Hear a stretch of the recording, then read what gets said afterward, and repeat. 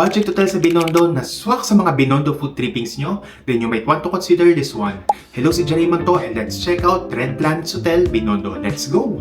I booked their seated twin room, 16 square meters with 2 double beds, free parking and free wifi na rin. This is a no-frills hotel kaya they only provide the basics. So, meron naman silang mga hangers dito, full-size mirror, hair blower, TV, then 2 double beds. Meron na rin silang mga side tables and then working area. And then may provided na rin silang safety vault, mini refrigerator, electric kettle, at saka mugs. Pasok mo naman sa banyo, medyo may kaliitan. Yung shower area nila, rain shower lang. Then provided na rin nila yung 3-in-1 shower gel, shampoo, and conditioner. Meron na rin silang sink area dito and then yung toilet nila may bidet. Provided na nila yung mga towels. Yun nga lang, any other than the 3-in-1 shower gel, shampoo, and conditioner, wala na silang ibang pinrovide. Nabook ko to ng 1,900 plus per night lang ata, good for 2 packs na. Pero depende pa rin sa magiging booking date nyo, yung price ng hotel rooms nyo ha, so check nyo na lang. At ang maganda sa hotel na to, bukod sa may ATM at restaurant siya sa may lobby area, sobrang lapit na lang din ito sa Binondo Church, as in siguro mga 5-minute walk lang. So if you want to try Red Planets Hotel Binondo, you can book them via Klook or Agoda.